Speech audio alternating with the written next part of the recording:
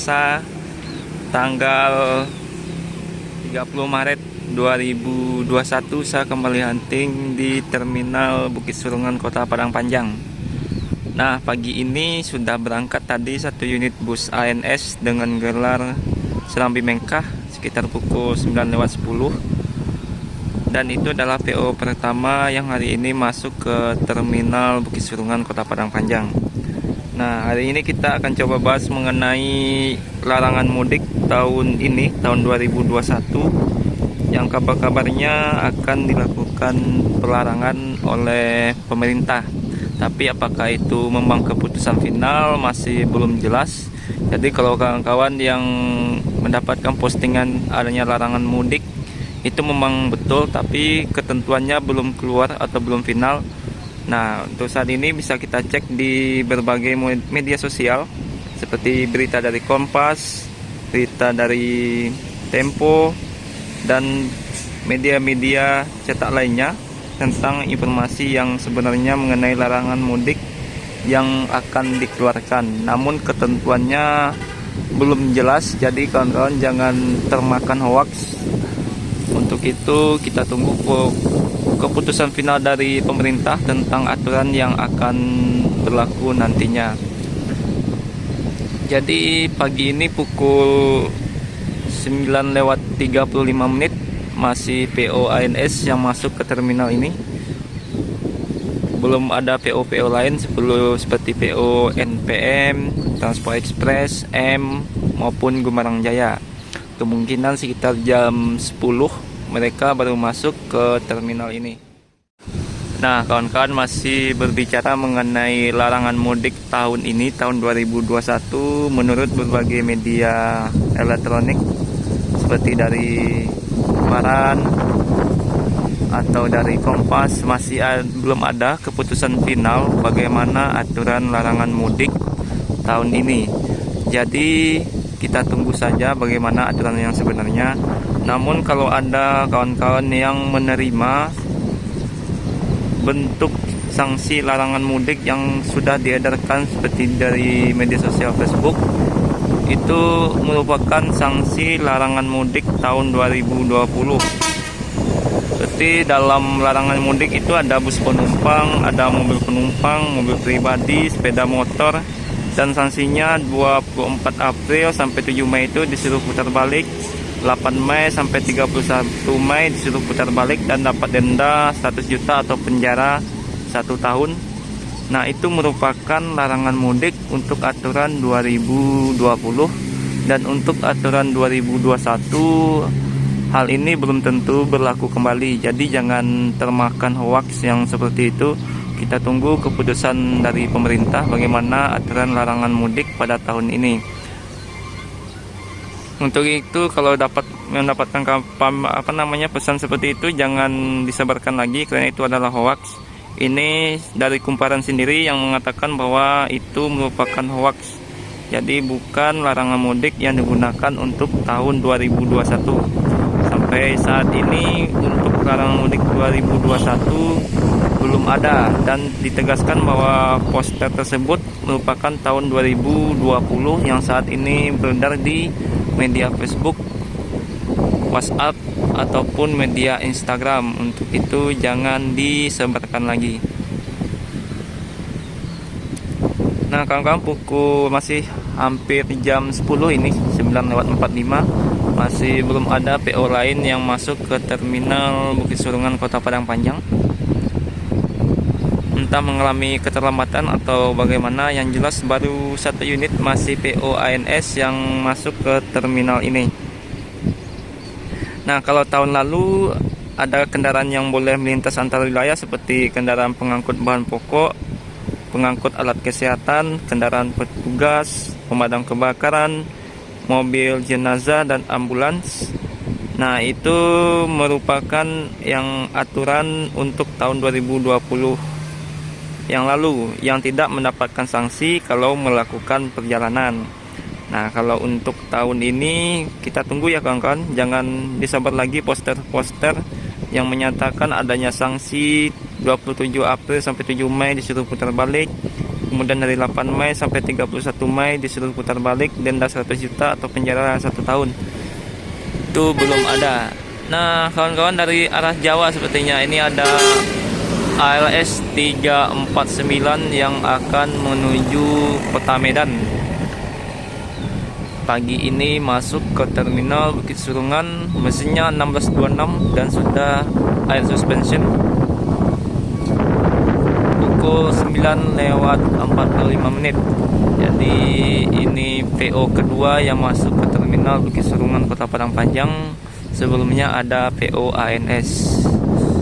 Nah, yang kedua kawan-kawan, ada juga berita yang disampaikan oleh Tempo yang menyatakan bahwa Menteri Perhubungan kita Budi Karya Sumadi belum memastikan atau merilis aturan tentang pengendalian transportasi di masa pelonggaran mudik 2021, dan itu masih disusun bersama Satuan Tugas Penanganan COVID-19, Kementerian Kesehatan, pemerintah daerah dan serta TNI dan Polri. Jadi pemerintah melarang kegiatan mudik pada masa libur lebaran untuk periode perjalanan dari 6 sampai 17 Mei. Masih disusun aturan teknis pelarangannya. Kemudian akan dilihat bagaimana hasil survei atau persepsi masyarakat yang dilakukan oleh Badan Penelitian dan Pembangunan bersama Institut Teknologi Bandung. Jadi untuk mendapatkan data sebelum mengeluarkan aturan, nantinya akan dilihat hasil survei masyarakat yang akan dilakukan oleh Badan Penelitian dan Pembangunan disertai dengan Institut Teknologi Bandung. Jadi survei itu diikuti oleh 61.998 responden yang menyatakan bahwa 89% masyarakat tidak akan mudik pada hari raya Idul Fitri mendatang. Sedangkan 11% menyebut bakal tetap mudik atau melakukan mudik atau berlibur. Nah, ini saya dapat beritanya dari tempo.co, bisa diakses ya di internet, bisa dilihat bagaimana berita yang dikeluarkan oleh Tempo ini. Jadi bisa masih dilakukan penyusunan teknis aturan untuk mudik. Namun kalau melihat hasil surveinya dari 61.998 responden, 80% masyarakat tidak akan mudik pada hari raya Idul Fitri mendatang. Sedangkan 11% lainnya menyebut bakal tetap mudik atau tetap berlibur. Sedangkan potensi pemudik itu secara nasional adalah 27,6 juta. Untuk tujuan paling banyak ialah di Jawa Tengah sebesar 37%, Jawa Barat 23%, dan Jawa Timur 14%. Selain itu, merujuk pada survei tersebut, Kementerian Perhubungan meminta masukan dari berbagai pihak, termasuk pengamat transportasi, sosiolog, dan stakeholder lainnya. Nah, jadi saya belum yakin ini datanya bagaimana dihitungnya yang 27,6 juta ini. Kalau 37% dari Jawa Tengah ditambah Jawa Barat sebesar 23%, berarti ini baru 60%. Ditambah dari Jawa Timur 14%, berarti ini 74%. Sisanya kemungkinan 26%-nya merupakan pemudik untuk Pulau Sumatera, Kalimantan ataupun pulau-pulau lainnya. Sedangkan survei ini saya tidak tahu respondennya ini dari mana saja, yang diikuti oleh 61.098 ini, dan menyatakan 89% masyarakat tidak akan mudik. Nah, kita lihat nantinya bagaimana keputusan akhirnya. Namun kalau untuk wilayah Sumatera Barat, karena budaya mereka adalah setiap tahun selalu mudik atau pulang kampung, kemungkinan kalau dilakukan survei untuk Sumatera Barat hasilnya bisa terbalik, tapi ini hanya asumsi saya sendiri, belum tentu karena belum dilakukan survei. Tapi sampai saat ini Kementerian Perhubungan belum mengeluarkan aturan teknisnya tentang pelarangan mudik. Yang jelas poster yang beredar saat ini jangan dipercaya oleh kawan-kawan semuanya, karena itu adalah hoax, karena poster yang diedarkan merupakan aturan pada tahun 2020. 2021 belum ada aturan jelasnya. Tetap ikuti perkembangan aturan larang mudik melalui media-media sosial, melalui berita yang disampaikan, agar kawan-kawan tidak salah nantinya atau tidak tahu bagaimana aturan mudik pada tahun ini. Oke kawan-kawan, kita tunggu bus-bus selanjutnya yang akan masuk ke terminal ini. Nah kawan-kawan, pukul 9:50 ada bus MPM yang masuk ke terminal bus Kota Padang Panjang yang merupakan PO ketiga yang masuk ke terminal ini, sedangkan yang berangkat itu merupakan PO kedua. Yang pertama PO ANS, yang kedua PO MPM. Dan kita lanjutkan pembahasan mengenai larangan mudik ini ada dari berita detiknews.com. Masih terjadi kawan-kawan polemik larangan mudik ini. Kalau dari satu sisi Menko PMK mengatakan nggak boleh mudik, tapi kementerian lain, dalam hal ini Kemenhub, mengatakan boleh mudik. Nah, jadi masih ada polemiknya bagaimana aturan-aturan larangan mudik ini. Jadi bisa diakses di detiknews.com. Kita berita ini saya dapatkan dari detiknews.com, sedangkan yang tadi ada dari Tempo maupun dari Kumparan yang membahas mengenai aturan mudik pada tahun 2021. Kalau dari segi PO bus atau para pemilik bus, tentu mereka akan merasa kecewa karena momen-momen seperti ini hanya datang 1 tahun sekali, dan momen mudiklah saat itu penumpangnya akan meningkat dengan tinggi. Namun kalau ada larangan mungkin akan kembali seperti pada tahun sebelumnya, di mana perekonomian masyarakat menjadi lesu, khususnya untuk pengusaha otobus di seluruh Indonesia.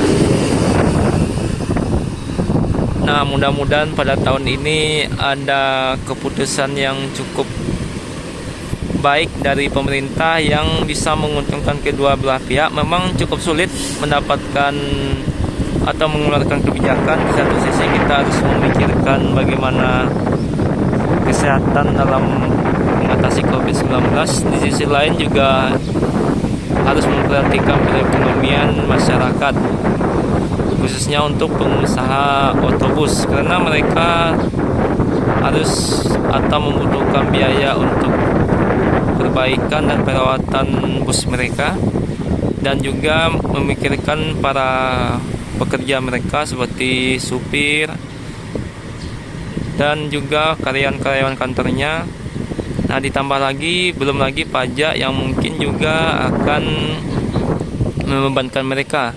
Kalau ada aturan dilarang mudik dan penumpang mereka tidak banyak atau lesu, tentu sangat berdampak pada kelangsungan perusahaan otobus tersebut. Nah, kita tunggu saja aturan finalnya nanti kawan-kawan. Jadi ini baik dari Detik News, baik dari Kompas, dari Kumparan, belum ada berita terbarunya mengenai aturan rinci pada mudik tahun 2021 ini. Entah bagaimana aturannya, entah sama seperti tahun 2020 ataupun berbeda. Nah, kalau dari Detik News, pelarangan mudik lebaran diakui pengelola PO bus sangat memberatkan, karena jumlah armada yang dimiliki tak semua akan beroperasi. Dengan begitu sangat mengurangi pendapatan untuk menutup pengeluaran operasional, kredit bank, sampai kepada hak pengemudi dan pekerja lain.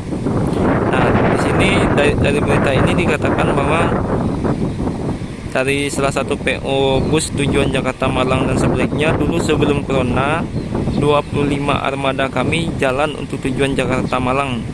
Lebaran kemarin hanya 5-10 unit saja. Sekarang mudik kembali dilarang, akan semakin memberatkan. Nah, tentu saja kalau dari sisi pengusaha otobus, mereka tentu keberatan karena berbagai biaya-biaya yang harus mereka tanggung. Yang dikatakan di sini pengeluaran operasional, kredit bank, dan juga kepada hak pengemudi dan pekerja mereka tidak akan bisa mencukupi. Sedangkan kalau kita lihat dari sisi kesehatan, karena kita lagi menghadapi wabah pandemi, tentu hal ini akan bertolak belakang dengan apa yang diinginkan oleh pengusaha otobus. Tapi kita tunggu kebijakan dari pemerintah dan aturan yang akan segera dikeluarkan mengenai mudik lebaran pada tahun ini. Semoga bisa menguntungkan kedua belah pihak. Dan salah satu solusi yang saat ini inovatif menurut saya adalah dibuatnya kursi 111. Jadi ada satu seat di samping kiri, satu seat sebelah kanan, dan ada satu seat di pertengahan. Mungkin ini juga bisa menjadi pertimbangan pemerintah untuk tetap membiarkan mudik lebaran tahun ini dengan menyuruh pengusaha otobus membuat konfigurasi seat 111 tersebut dan juga menyiapkan protokol kesehatan seperti mudik-mudik tahun sebelumnya. Oke kawan-kawan, mungkin sekian dulu kita bahas mengenai aturan mudik ini. Kalau ada pendapat kawan-kawan lain yang lebih baik, bisa diberikan di kolom komentar. Kita tunggu keberangkatan PO bus lainnya. Saat ini masih ada PO ANS, ada PO MPM, dan tadi ke arah Medan adalah PO ALS. Dan bus MPM-nya berangkat pukul 10 pagi menuju kota Jakarta dan sekitarnya. Dan ini ada unit leg race-nya PO ANS atau unit kedua pukul 10 pagi yang akan menuju kota Jakarta. Jadi hari ini baru 2 PO yang menuju Jakarta, sedangkan NPM belum ada unitnya. Tadi hanya seperti unit yang baru balik dari lintas tengah dan menuju ke Mabes untuk bersih-bersih dan tidak lanjut ke Jakarta. Dan kawan-kawan, pukul 10 pagi ini PO ketiga, PO NPM yang akan berangkat menuju kota Jakarta dan sekitarnya, NPM V35. Dan ini adalah unit pertama dari PO NPM yang akan berangkat. Sedangkan unit PO ANS kelas leg race sepertinya sebentar lagi akan melanjutkan perjalanan menuju kota Jakarta dan sekitarnya. Dan infonya kawan-kawan, kelas leg race sekarang sudah sampai kota Bandung. Jadi para perantau yang ada di Bandung sudah bisa naik kelas leg race-nya PO ANS.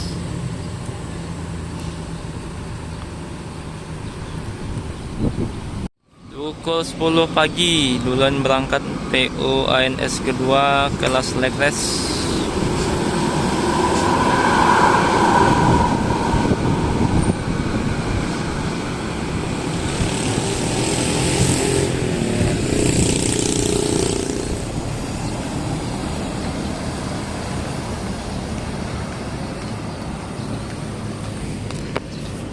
Kawan-kawan, pukul 10:20 ada NPMP 20 yang akan menuju kota Jakarta. Berarti ini unit kedua dari PO NPM yang hari ini berangkat menuju kota Jakarta dan sekitarnya. Sedangkan ANS sudah 2 unit, N berarti 2 unit, M 1 unit yang akan menuju kota Jakarta. Namun karena hari ini ada keperluan mendadak, terpaksa hunting kita cukupkan sampai di sini. Terima kasih kepada kawan-kawan yang sudah menonton video ini, yang memberikan supportnya, memberikan like, komen, dan subscribe-nya. Dan tema kita hari ini yaitu larangan mudik. Jangan lupa diberikan komentarnya supaya kita bisa berdiskusi mengenai larangan mudik tahun ini. Terima kasih. Assalamualaikum warahmatullahi wabarakatuh.